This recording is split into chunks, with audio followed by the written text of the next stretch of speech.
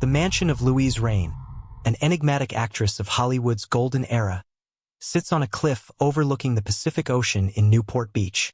Built in the 1930s, the home reflects a blend of Spanish Revival and Art Deco styles, with arched windows, wrought iron balconies, and a sprawling garden that leads to the rocky shoreline below. While the house is stunning, it is what happens within its walls that has captivated and terrified those who enter. In 2018, the house was rented by Emma Crawford, a historian writing a biography of Louise Rain.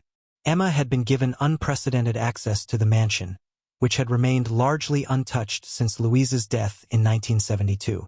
As part of her research, Emma moved in for a month, hoping to soak in the atmosphere and uncover hidden stories. The first week was uneventful.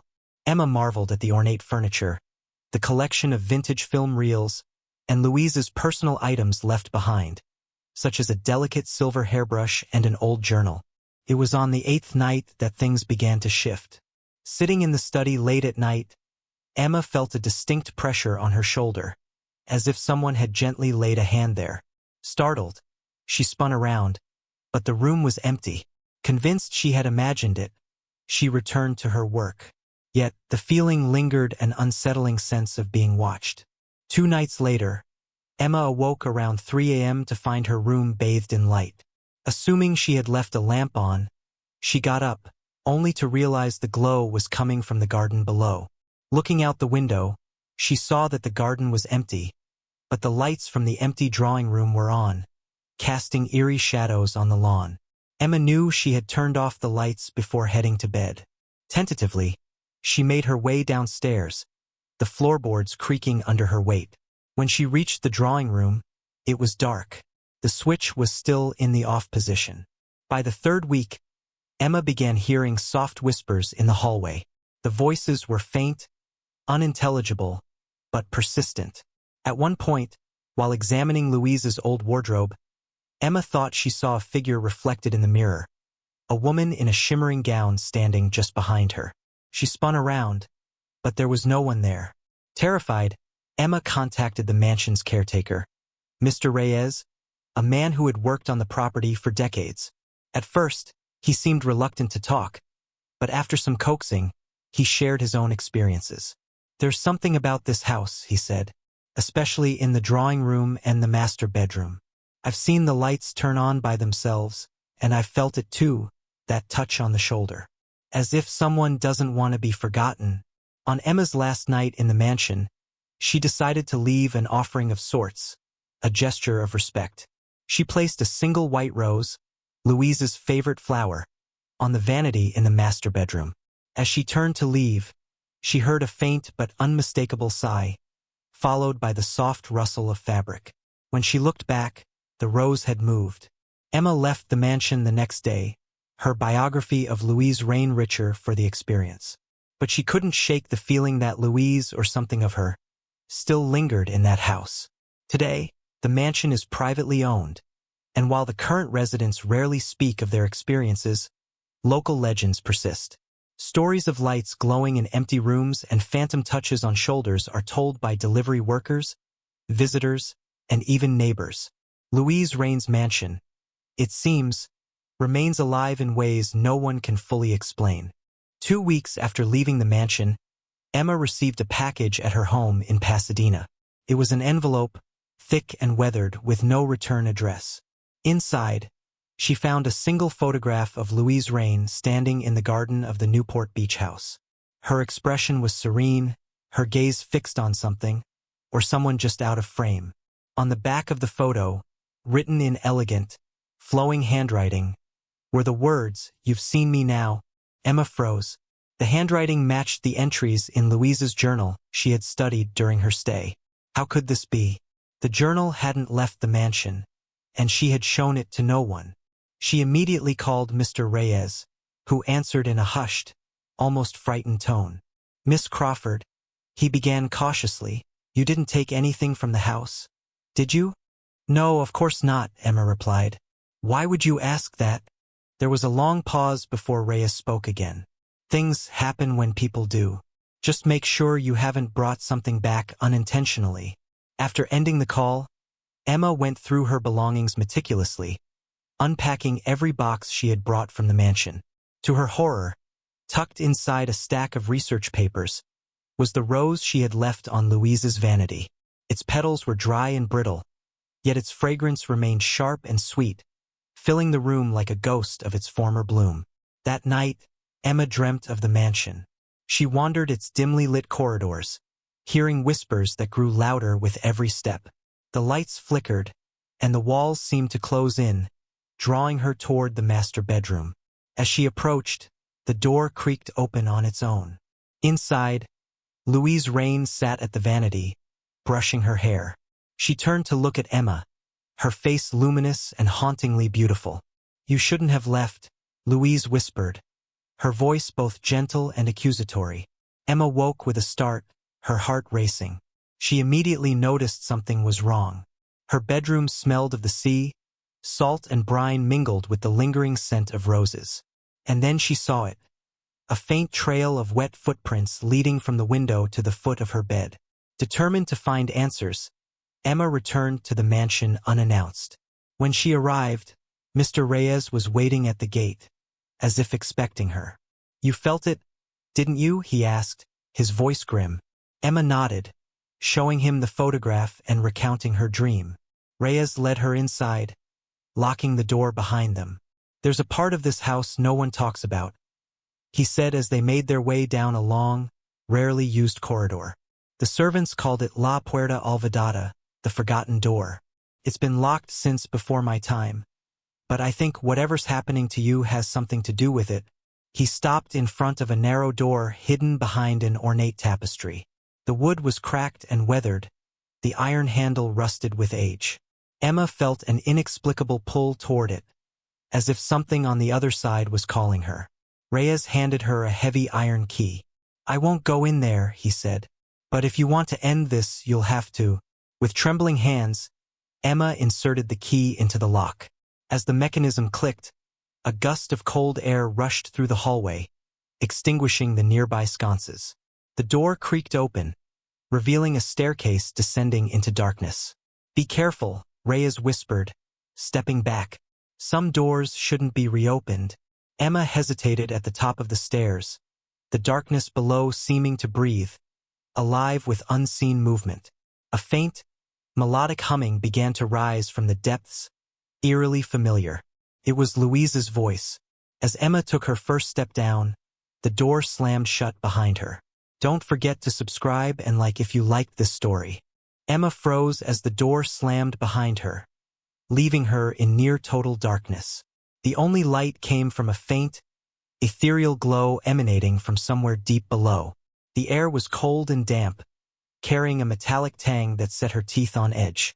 The melodic humming grew louder, winding its way up the staircase like a siren's call. She called out, her voice trembling. "Louise? Is that you?" The humming stopped abruptly, replaced by a low whisper. The words were indistinct, but they seemed to come from all around her, echoing off the unseen walls. With no other choice, Emma descended, each step creaking beneath her weight. The stairs seemed endless, spiraling down into an impossible void. At last, she reached the bottom and found herself standing in a cavernous chamber. The walls were lined with shelves filled with dusty film canisters and faded photographs. A single projector sat in the center of the room, its lens pointed at a blank screen that stretched from floor to ceiling. Emma approached cautiously, her breath visible in the icy air.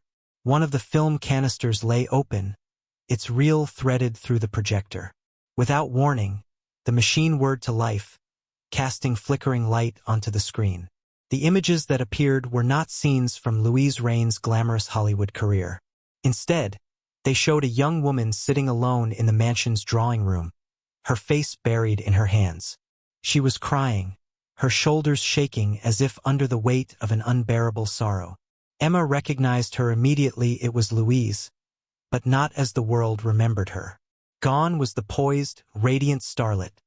This was a woman consumed by despair. The whispers returned, louder now, filling the room with overlapping voices. Among them, Emma could make out a single, chilling phrase, "You must finish what she couldn't." Emma noticed a pedestal near the screen, upon which rested a leather-bound journal. It wasn't the same one she had seen upstairs. It was older, its edges frayed and stained. As she opened it, a peculiar warmth spread through her hands, as if the book were alive. The entries were cryptic, written in Louise's handwriting but growing increasingly erratic toward the end. One passage stood out, written in bold, slashing letters. "The door must remain closed. They will come for me if it opens again." Before Emma could process the words, the room began to shake. Dust rained from the ceiling, and the projector flickered violently.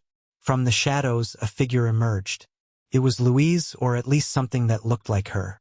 Her face was pale and gaunt, her eyes hollow and filled with something dark and inhuman. She reached out a trembling hand toward Emma, her lips moving silently as if begging for help. "Louise," Emma whispered, her voice barely audible. The figure stopped and tilted its head, as though considering her.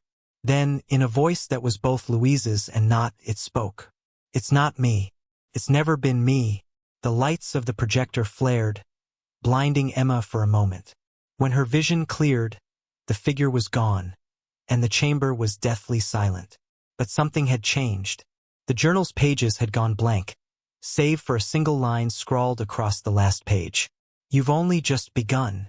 Emma felt the air shift around her, as though the room itself were breathing. The faint sound of footsteps echoed from the staircase above. They were slow, deliberate, and getting closer. Desperate, Emma grabbed the journal and turned back toward the staircase. As she began her ascent, the humming resumed, louder and more chaotic.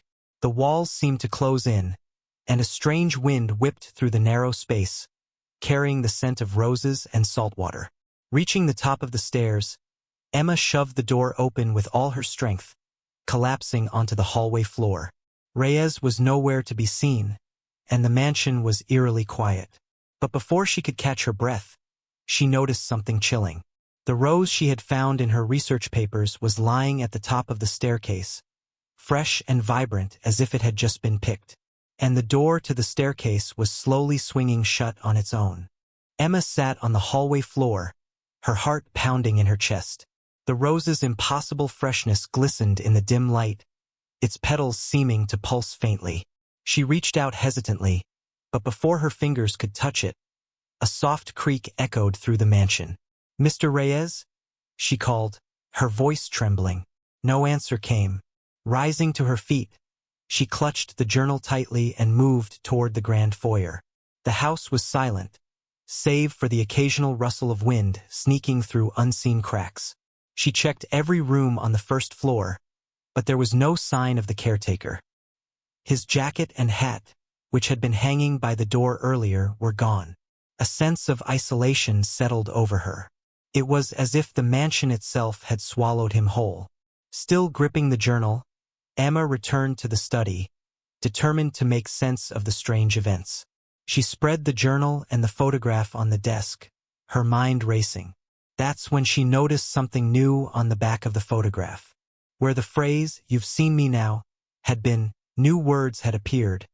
Faint but unmistakable, "Play it." Emma's stomach churned. She knew immediately what it referred to: the film projector in the chamber below. But how had the photograph changed? Her thoughts were interrupted by a soft, rhythmic tapping sound. It was coming from the study's built-in bookshelves. Steeling herself, Emma approached and traced her fingers along the shelves, searching for the source. When her hand brushed against a worn leather spine, the tapping stopped. Pulling the book from the shelf, she found a title embossed in faded gold: "The Rain Reels." A forgotten archive.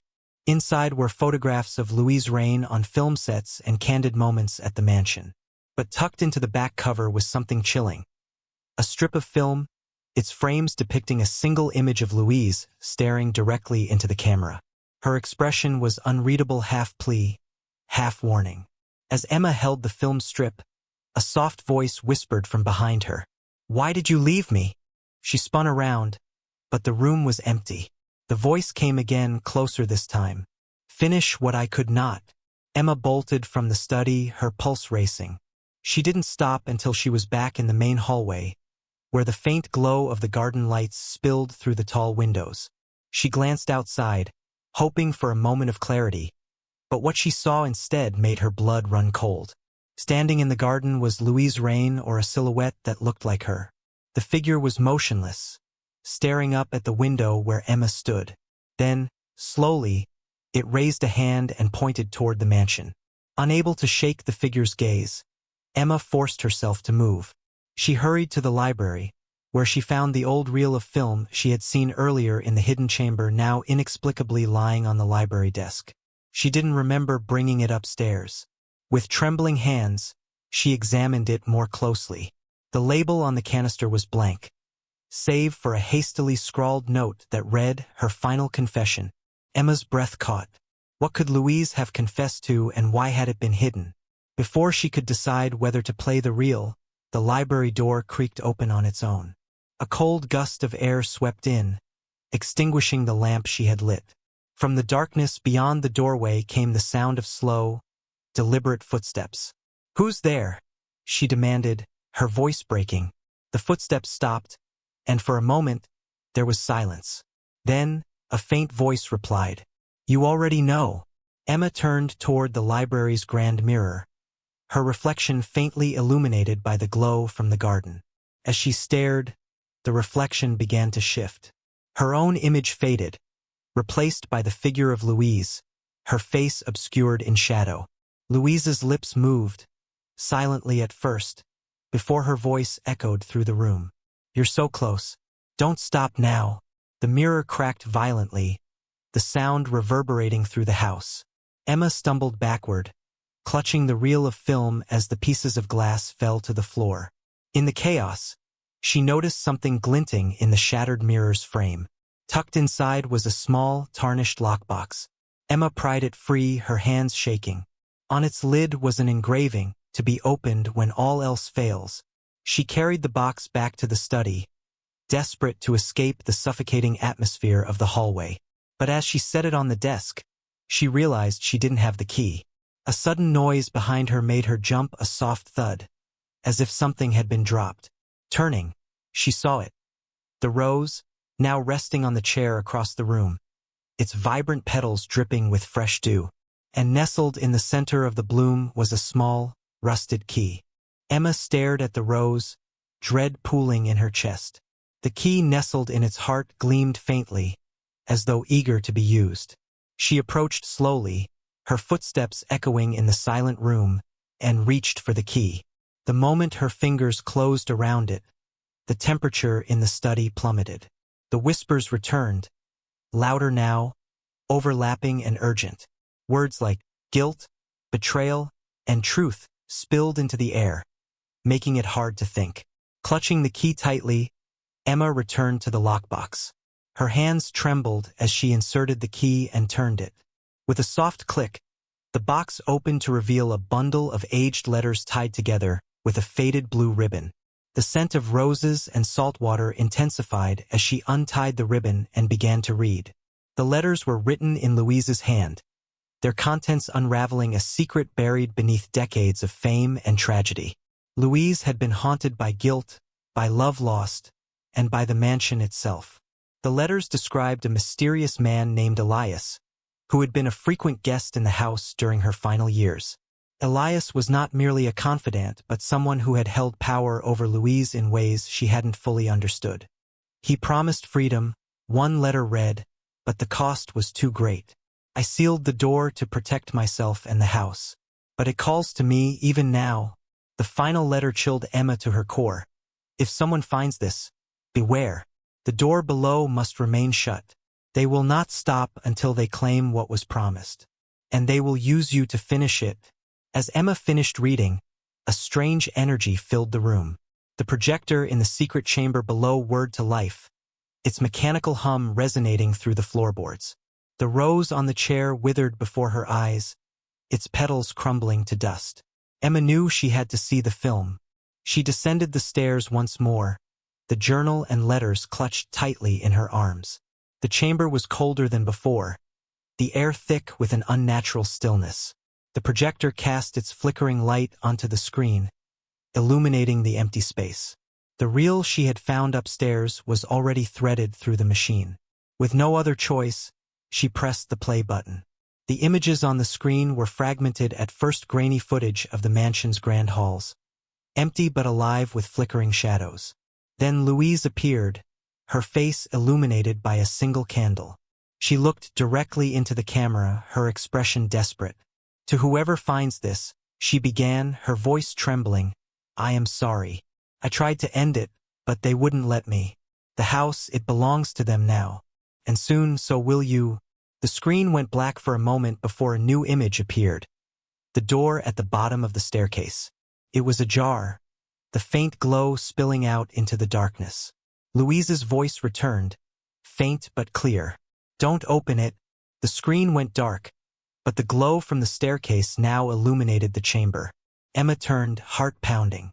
The door at the far end of the room, the one Louise had warned about, was no longer shut. A deep, rhythmic pounding came from within, like a heartbeat echoing through the walls. The whispers grew louder, forming words she couldn't ignore. Finish what she could not. Emma stepped toward the door, compelled by a force she couldn't resist. The letters in her hand seemed to grow heavier, their edges burning as if urging her forward. She hesitated at the threshold, staring into the pulsating light beyond. The air was electric, alive with a presence that pressed against her skin. Just as she was about to cross the threshold, a cold hand gripped her shoulder. She spun around to find Louise's figure, her face pale and translucent. "Don't let them take you," Louise whispered. Her eyes were filled with an anguish that transcended time. "Burn it all." Emma hesitated, torn between the pull of the open door and Louise's plea. She looked at the letters, then at the journal, and finally at the ancient film reels stacked on the shelves. Everything in the room felt alive, buzzing with latent energy.